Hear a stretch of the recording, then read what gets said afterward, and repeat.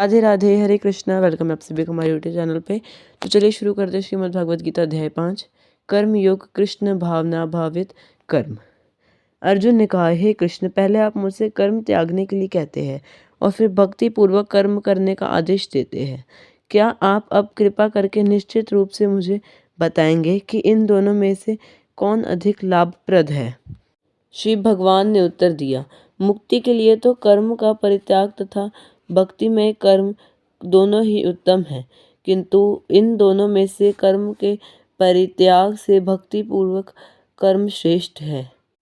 जो पुरुष ना तो कर्म फलों से घृणा करता है और न कर्म फल की इच्छा करता है, वह नित्य सन्यासी जाना जाता है। हे महाबाहु अर्जुन, ऐसा मनुष्य समस्त इंद्रियों से रहित होकर भवबंधन को पार कर पूर्णतः मुक्त हो जाता है।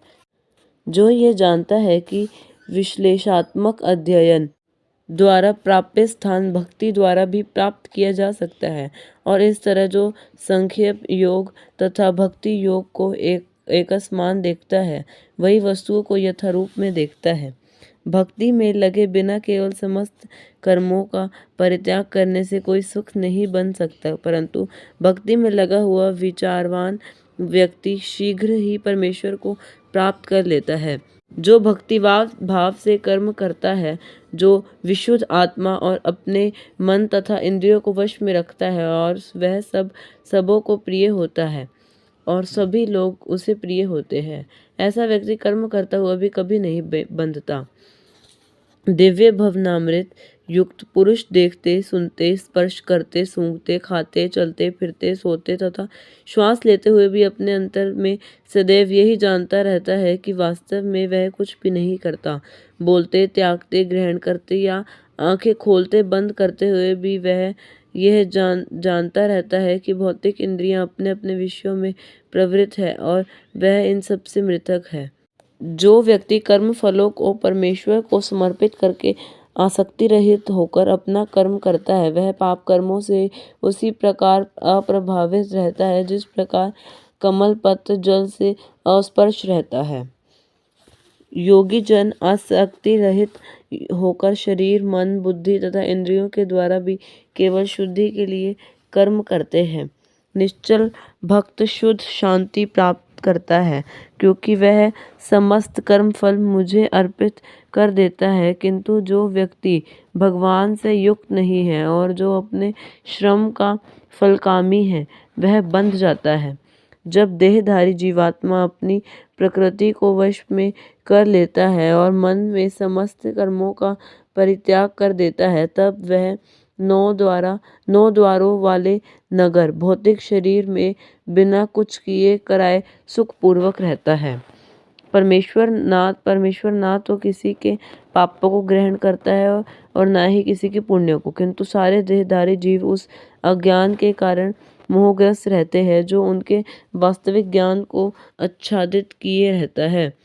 किंतु जब कोई उस ज्ञान से प्रबुद्ध होता है जिससे अविद्या का विनाश होता है, तो उसके ज्ञान में से सब कुछ उसी तरह प्रकट हो जाता है जैसे दिन में सूर्य से सारी वस्तुएं प्रकाशित हो जाती है।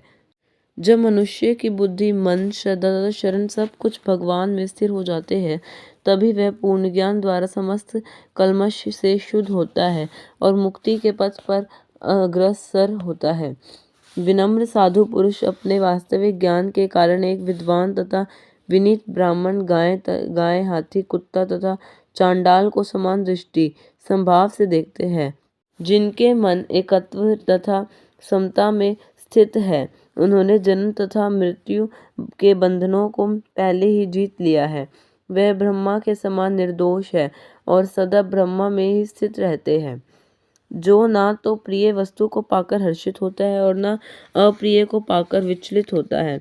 जो स्थिर बुद्धि, जो मोह रहित है और भगवदीय को जानने वाला है, जो क्रोध तथा समस्त भौतिक इच्छाओं से रहित है, जो स्वरूप प्रसिद्ध आत्म संयमी है और संसदि के लिए निरंतर प्रयास करता है, उनकी मुक्ति निकट भविष्य में सुनिश्चित रहती है। मुझे समस्त यज्ञों तथा तपस्याओं का परम भोक्ता, समस्त लोकों तथा देवताओं का परमेश्वर एवं समस्त जीवों का उपकारी एवं हितैषी जानकर मेरे भवनामृत से पूर्ण पुरुष भौतिक दुखों से शांति लाभ करता है।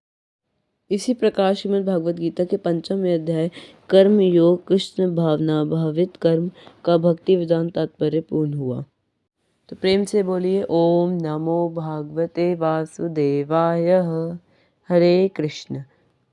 आज के अध्याय से हमें ये पता चलता है कि कृष्ण कहते हैं सदैव मेरा चिंतन करो, मेरे भक्त बनो, मेरी पूजा करो और मुझे नमस्कार करो। इस प्रकार तुम निश्चित रूप से मेरे पास आओगे। मैं तुम्हें वचन देता हूँ क्योंकि तुम मेरे परम प्रिय मित्र हो। अगर आपको वीडियो पसंद आई हो तो चैनल को सब्सक्राइब और वीडियो को लाइक करना ना भूलें। तो चलिए मिलते हैं आप सभी से नेक्स्ट वीडियो में अगले अध्याय के साथ। तब तक के लिए राधे राधे, हरे कृष्णा।